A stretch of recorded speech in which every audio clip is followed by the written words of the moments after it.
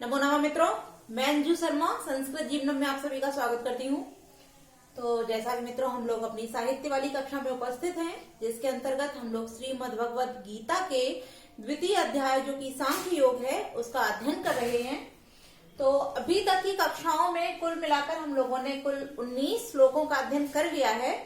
तो आप लोगों में जो भी मित्र हमारे साथ लाइव जुड़ चुके हैं अभी तक, सभी मित्र हमारे वीडियो के लिंक को शेयर कर दीजिए, जिससे कि अधिक से अधिक लोग हमारे साथ लाइव जुड़ सके। और साथ ही साथ यदि आप सभी को वीडियो अच्छी लगती है तो वीडियो को लाइक अवश्य क्या कीजिए। तो जैसा कि हमारे जो आज के श्लोक हैं 20, 21, 22 और 23, तो आज हम कुल 20वें से लेकर और 23वें तक श्लोक का अध्ययन करेंगे। तो जैसा कि मैंने बताया है, अभी तक जो वक्ता हैं श्री कृष्ण अर्जुन से कह रहे हैं, किंतु जो संजय हैं, संजय के द्वारा सब कुछ धृतराष्ट्र को बताया जा रहा है। तो उसी क्रम में अब जो हमारे श्लोक चल रहे हैं, इनमें आत्मज्ञान अर्थात आत्मा के विषय में श्री कृष्ण के द्वारा अर्जुन को ज्ञान दिया जा रहा है। तो इसमें हम देखते हैं, क्योंकि यहाँ आत्मज्ञान को ही श्री कृष्ण अर्जुन को बता रहे हैं, वह किस प्रकार बताते हैं कि हे अर्जुन, तुम इतना मोह क्यों कर रहे हो, क्योंकि यह जो आत्मा है यह अजर है, अमर है, अविनाशी है, इसका नाश किसी के द्वारा नहीं किया जा सकता है। और तुम ऐसा सोचकर कि मैं इस आत्मा का अंत कर दूंगा, अर्थात मैं इनको मार दूंगा तो ये नष्ट हो जाएंगे, मर जाएंगे, तो यह सोचना जो तुम्हारा है वो गलत है। क्यों गलत है? क्योंकि यह जो आत्मा है यह शरीरों को धारण करती है, और इस शरीर से पूर्व भी इनका कोई शरीर था, अर्थात मैं भी उपस्थित था, आज से पूर्व तुम भी थे, और ये सभी राजागण भी उपस्थित थे, और आज भी हैं, और इसके पश्चात भी हम सभी विद्यमान होंगे। तुम अगर ऐसा सोचते तो ऐसा उचित नहीं है। तो उसी श्रृंखला में श्री कृष्ण जी आगे बढ़ते हुए कहते हैं कि ना जायते म्रियते वा कदाचन, नायं भूत्वा भविता वा न भूया, अजो नित्य शाश्वतो अयम पुराणो, न हन्यते हन्यमाने शरीरे।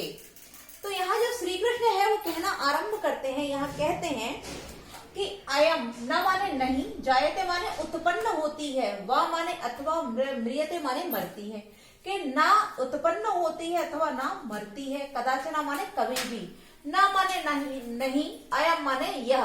अब यह किसके, यहाँ जो यह है वो किसके विषय में बोला गया है? तो यह जो है यहाँ आत्मा के विषय में प्रयुक्त किया गया है कि यह जो आत्मा है वह, ना माने नहीं, भूत्वा माने होकर, भविता व न भूया, भूया माने पुनः, भविता माने नहीं होती है, पुनः नहीं होने वाला, पुनः होने वाला नहीं है। अजो, अजो यहाँ जो ज है, ओ है, ओ को विसर्ग हो जाएगा तो अजह, अजह मतलब जो अजन्मा है, जिसका जन्म नहीं होता है, नित्य, जो नित्य है, जो पूर्व में भी था, आज भी है और हमेशा रहेगा, शाश्वत है, जो सनातन, शाश्वत माने जो सनातन है, अयम माने यह किसके, पुनः यहाँ आत्मा के ही विषय में बोला जा रहा है कि यह माने आत्मा। आगे पुराणों, पुराणों तात्पर्य प्राचीन, जो प्राचीन समय अर्थात जो सबसे प्राचीन है, न माने नहीं, हन्यते माने मारा जा सकता है, हन्यते माने मरता है, हन्य माने शरीरे, शरीरे माने शरीरों के, हन्य माने मर जाने पर भी, न माने नहीं, हन्यते माने मरता है। तो यहाँ श्री कृष्ण जी पुनः जो है वो बताते हुए, अर्जुन को बताते हुए कहते हैं कि हे अर्जुन कि हे अर्जुन, न जायते म्रियते वा, कि अब यहां से लीजिए न, अयम, अयम जो है, अयम अर्थात जो आत्मा है, यहाँ आत्मा के विषय में बताते हुए श्री कृष्ण कहते हैं कि अयम माने यह आत्मा, न जायते, ना तो जन्म लेती है, वा अथवा न म्रियते, न मरती है, कदाचन माने कभी भी, कि अयम माने यह जो आत्मा है, कदाचन माने कभी भी, ना तो जन्म लेती है, न जायते माने उत्पन्न होती है, अथवा म्रियते अथवा मरती है, कि तुम ऐसा सोच रहे हो कि यह जन्म लेती है या मर जाती है, तो तुम्हारा यह सोचना उचित नहीं है। क्यों नहीं है? क्योंकि यह जो आत्मा है ये कभी भी ना तो जन्म लेती है अथवा ना मरती है, ना तो यह जन्म लेती है और ना ही यह आत्मा मरती है। आगे क्या कहते हैं कि ना भूत्वा, ना होकर के, वह माने अथवा, भूय पुनः नहीं होती है, अर्थात न होकर के पुनः उस रूप को पुनः धारण नहीं करती है। तात्पर्य पुनः होने वाला नहीं होती है, ऐसा तुम सोचते हो कि यह नहीं है और फिर आ जाएगी, तो ऐसा नहीं है। यह न होकर भी पुनः होने वाला होता है, अर्थात पुनः न होने वाला होता है। आगे कहते हैं कि अजो, अजो अर्थात अजह, अजह तात्पर्य ज माने जन्म लेना और अ माने नहीं, अर्थात जिसका जन्म ही नहीं होता है। यह आत्मा कैसी है? अजन्मा, इसका कभी जन्म नहीं होता है। आगे कहते हैं नित्य, नित्य तात्पर्य जो नित्य रहती है, सदैव, जो भूत भविष्य और वर्तमान तीनों कालों में विद्यमान रहती है, ऐसी नित्य। शाश्वत, और कैसी? शाश्वत है, जो सनातन है, जो शाश्वत है, अर्थात जिसका कभी अंत नहीं होता है। पुराणो, और सबसे प्राचीन है। अयम माने यह जो आत्मा है वह कैसी है? अजन्मा है, नित्य है, शाश्वत है और सबसे प्राचीन है। पुराणो तात्पर्य सबसे प्राचीन है। न हन्यते हन्य माने शरीरे, कि यह जो आत्मा है इसके विषय में क्या बताया कि यह जो आत्मा जिस शरीर को धारण करती है, शरीर माने शरीर के, हन्य माने नाश कर दिए जाने पर, अर्थात मार दिए जाने पर भी न हन्यते नहीं मरती है। यह जो आत्मा होती है, अयम माने यह जो आत्मा होती है, शरीर के मर जाने पर, अर्थात शरीर को नष्ट किए जाने पर या मार देने पर भी न हन्यते नहीं मरती है। तो यहाँ जो श्री कृष्ण जी हैं वो आत्मा के विषय में बार बार अर्जुन को बताते हुए कहते हैं कि हे अर्जुन, तुम्हारे अंदर जो मोह उत्पन्न हो रहा है, तुम ऐसा सोचते हो कि मेरे जो भीष्म पितामह हैं, गुरु द्रोण हैं, कृपाचार्य हैं, या मेरे भाई बंधु द्रोण, दुर्योधन इत्यादि जो भाई बंधु हैं, मैं इनको मार दूंगा तो इनका अंत हो जाएगा और ये नष्ट हो जाएंगे। यह तुम्हारा जो सोचना है यह अनुचित है, ऐसा नहीं होता है। क्यों नहीं होता है? तो इसके विषय में बताते हुए कहते हैं श्री कृष्ण जी कि यह जो जानते, यह जो आत्मा होती है, क्योंकि शरीर को धारण करने वाला कौन है? आत्मा। तो यह जो आत्मा होती है वह कैसी होती है? वो ना तो कभी जन्म लेती है, ना ही कभी मरती है, न होकर भी पुनः होने वाला होता है। अर्थात ऐसा सोचो कि नहीं है फिर हो जाती है, पुनः होने वाली होती है। और यह जो आत्मा है वो सबसे प्राचीन है, अजन्मा है, नित्य है और शाश्वत है। तुम ऐसा सोचते हो कि शरीर हन्य माने, शरीर के मार देने पर, शरीर को मार देने पर, अर्थात नष्ट कर देने पर मर जाती है, तो यह भी तुम्हारा सोचना गलत है, क्योंकि न हन्यते, यह आत्मा कभी भी नहीं मरती है।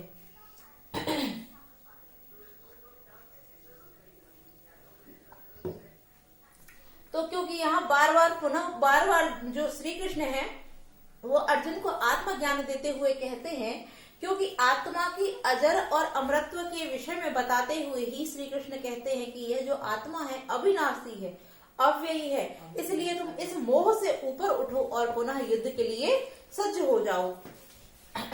तो उसी श्रृंखला में श्री कृष्ण जी जो है वो आगे पुनः कहना आरंभ करते हैं कि वेद अविनाशिनम नित्यम य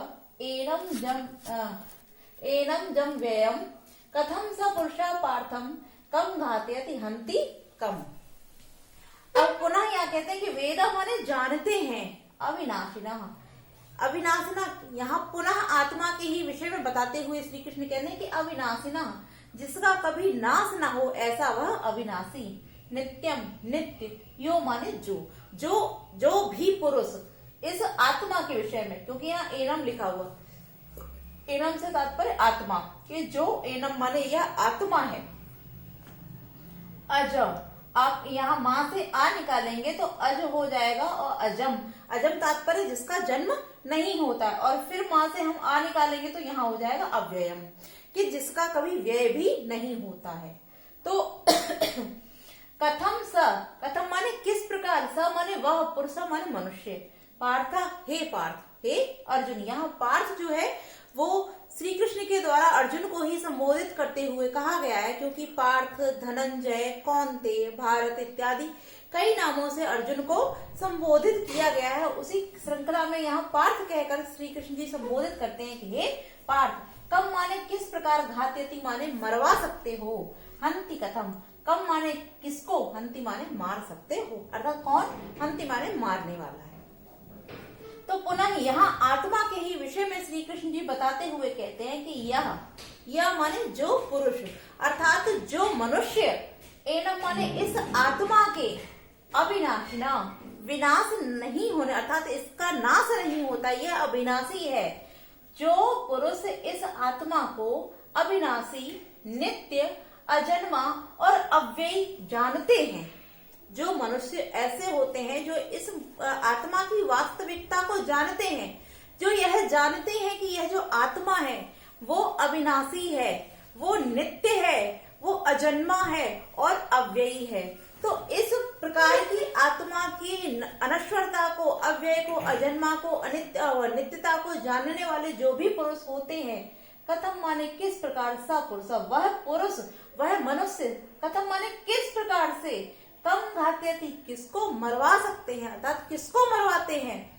हे पार्थ, तुम इस प्रकार मोह कर रहे हो, किंतु जो लोग, जो मनुष्य इस आत्मा को अविनाशी, नित्य, अजन्मा और अव्ययी जानते हैं, वह पुरुष कथम माने किस प्रकार, कम, किसको, घात्यति माने मरवाते हैं, किसको मरवाते हैं, और कम हंति, और कौन उसको मारता है। अर्थात यह जो आत्मा है इसको न तो कोई मरवा सकता है और ना ही इसको कोई मार सकता है। क्यों? क्योंकि जो लोग इसकी दिव्यता को, इसकी अनित्यता को, इसकी नित्यता को और अविनाशीता को जानते हैं, अजन्मा को जानते हैं, वह जानते हैं कि यह आत्मा जो है वो कभी भी नष्ट नहीं होती है। इस प्रकार के वक्तव्य को जानने वाले जो मनुष्य होते हैं, ना तो वह स्वयं किसी को मरवाते हैं और ना ही वह मरते हैं। अर्थात आत्मा क्या है? आत्मा एक ऐसा तत्व है जो अजर, अमर, अविनाशी और अजन्मा है। अव्यय, यहाँ जो शब्द दिया, व्यय का मतलब होता है खर्च होना, और अव्यय जो कभी खर्च नहीं होती, तात्पर्य जो कभी नष्ट नहीं होती है। और अजन्मा, क्योंकि यह जो शरीर होता है हमारा, यही जन्म लेता है।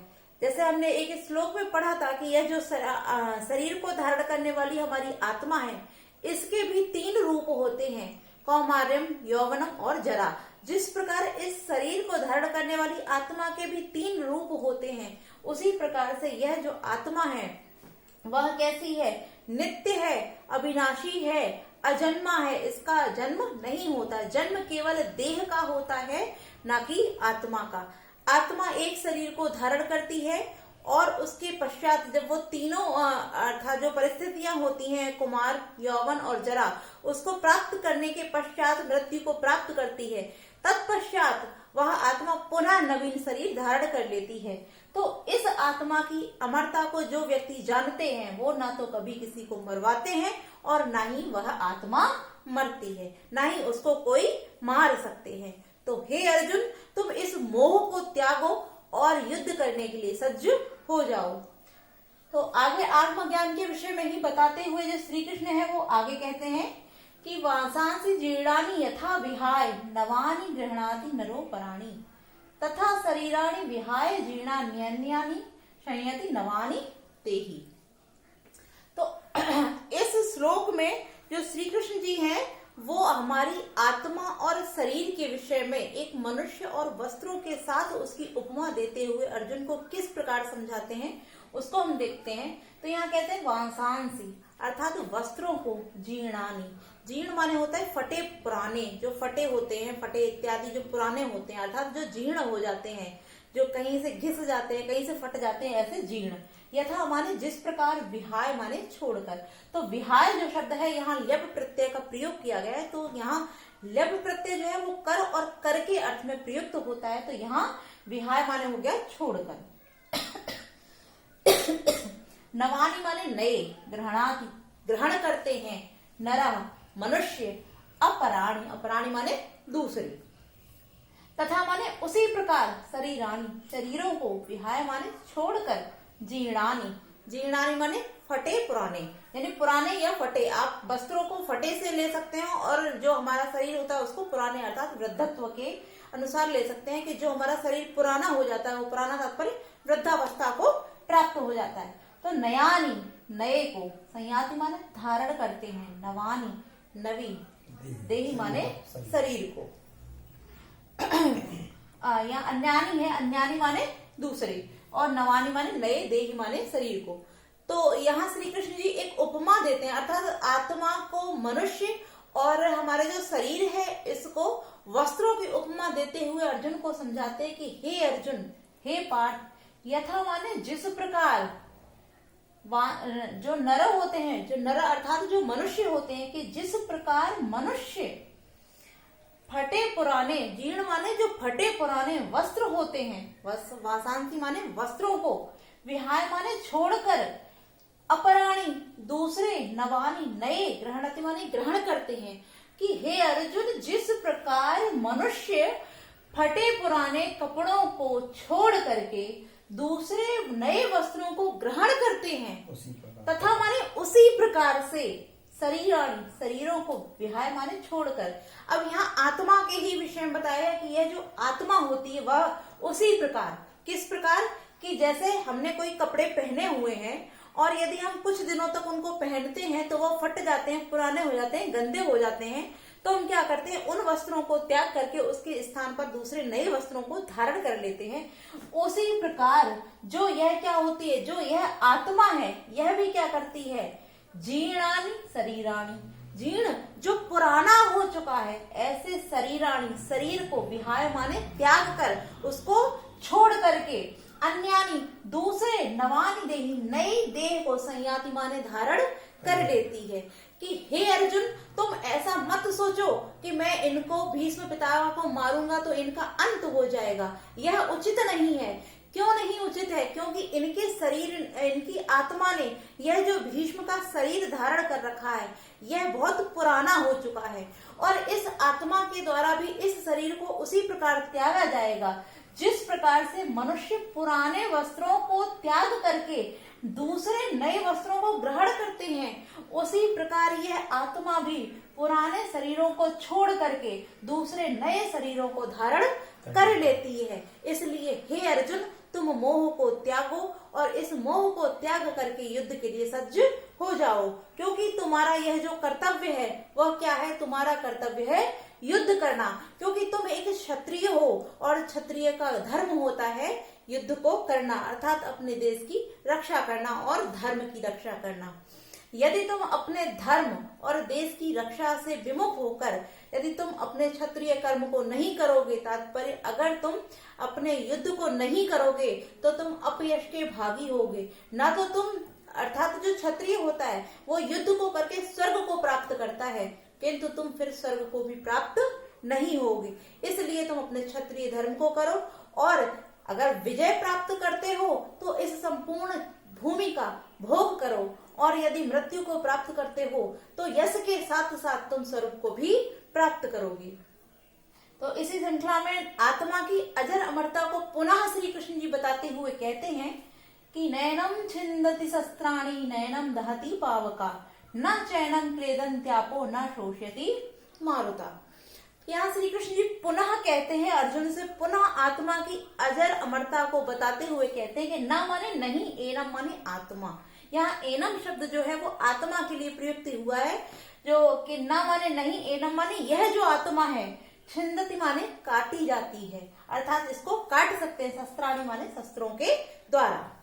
नैनम न माने नहीं, एनम माने यह आत्मा, दहति माने जलाई जा सकती है, पावका माने अग्नि से, न चैनम क्लेदन त्यापो। अब यहाँ न माने नहीं और च माने और, च माने होता है और एनम। अब यहाँ हम देखते हैं, यहाँ हमने तीनों जगह देखा है इस प्रकार नैनम नैनम, तो न धन एनम, न धन एनम, यहाँ वृद्धि संधि हो जाती है, क्योंकि जब आ या आ के बाद ए या ओ आता है तो वहां पर वृद्धि हो जाती है, तो यहाँ वृद्धि संधि का विधान किया गया है, नैनम नैनम और चैनम। तो च माने और, न माने नहीं, एनम माने आत्मा को, क्लेदंती माने गीला किया जा सकता है, आपा माने जल के द्वारा, न शोष्यति मारुता, और मारुत माने होता है वायु, शोष्यति माने सुखाया जाता है, न माने नहीं। अब किसको? आत्मा। तो यहाँ भी आत्मा के विषय में बताते हुए ही श्री कृष्ण जी अर्जुन से कहते हैं कि हे अर्जुन, यह जो आत्मा है, एनम माने यह जो आत्मा है, इसको शस्त्राणि, शस्त्रों के द्वारा भी, न माने नहीं, छिंदति माने काटा जा सकता है। इस आत्मा को शस्त्रों के द्वारा भी काटा नहीं जा सकता है। तुम ऐसा सोचते हो कि मैं अपने बाणों से प्रहार करूंगा तो भीष्म पितामह मर जाएंगे, तो यह जो भीष्म पितामह का शरीर है, इसको घायल कर सकते हो, किंतु उनके अंदर यह जो आत्मा है इसको तुम्हारे बाणों के द्वारा कोई भी हानि नहीं होगी, क्योंकि यह जो आत्मा है उसको शस्त्रों के द्वारा भी काटा नहीं जा सकता है। नैनम दहति पावका, और ना ही इस आत्मा को अग्नि के द्वारा जलाया ही जा सकता है, क्योंकि जब व्यक्ति की मृत्यु हो जाती है तो मृत्यु के पश्चात यदि आप सभी ने देखा होगा, जब तक हमारे अंदर श्वास होती है, तात्पर्य जब तक हमारे अंदर आत्मा होती है तभी तक हमारा जो शरीर होता है वह जीवित होता है। किंतु यदि जब हमारे शरीर के अंदर से यह जो आत्मा है वह निकल जाती है तब केवल हमारा शरीर ही रह जाता है, जिसको अंतिम संस्कार अर्थात अग्नि के द्वारा जलाया जाता है, ना कि आत्मा को। क्योंकि जब तक आत्मा है तब तक हमारा शरीर भी जो है वो उसको जलाते, हम लोग जलाते ही नहीं है। क्यों नहीं जलाते हैं? क्योंकि उसके अंतर्गत जो आत्मा है वो विद्यमान है। यदि किसी शरीर को आप जलाते भी हैं तब भी वह शरीर जलता है, किंतु यह आत्मा नहीं जलती है, वह आत्मा उसके शरीर का परित्याग करके वहां से निकल जाती है। तो कह रहे हैं कि न एनम दहति पावका, न ही इस आत्मा को अग्नि के द्वारा जलाया जा सकता है। आगे कहते हैं कि चा माने और, न एनम, न ही इस आत्मा को आप जल में क्लेदंती अर्थात गीला किया जा सकता है। तात्पर्य इस आत्मा को जल में डुबाकर मारा भी नहीं जा सकता है, क्योंकि यह जो शरीर है इसको गीला कर सकते हैं आप, आत्मा को जल के द्वारा भी गीला नहीं किया जा सकता है। और आगे कहते हैं कि ना शोषयति मारुतः, और ना ही मारुत अर्थात पवन देव के द्वारा अर्थात वायु के द्वारा इसको सुखाया ही जा सकता है।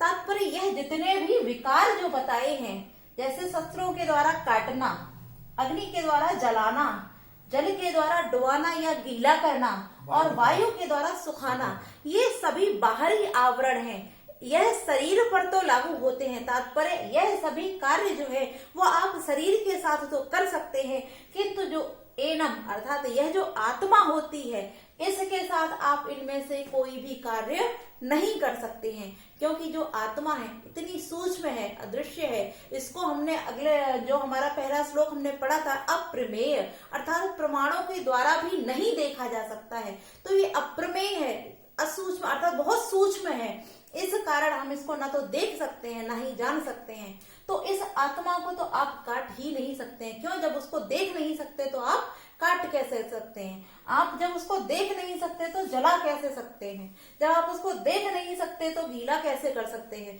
और जब देख ही नहीं सकते तो सुखा कैसे सकते हैं? तो यह सभी बाहरी आवरण होने के कारण आप यह सभी शरीरों के साथ तो कर सकते हैं, किंतु आत्मा के साथ ऐसा नहीं करते हैं। क्यों नहीं करते? क्योंकि आत्मा अजर है, अमर है, अविनाशी है। इसलिए हे अर्जुन, इस आत्मा के विषय में सोचो और युद्ध के लिए तैयार हो।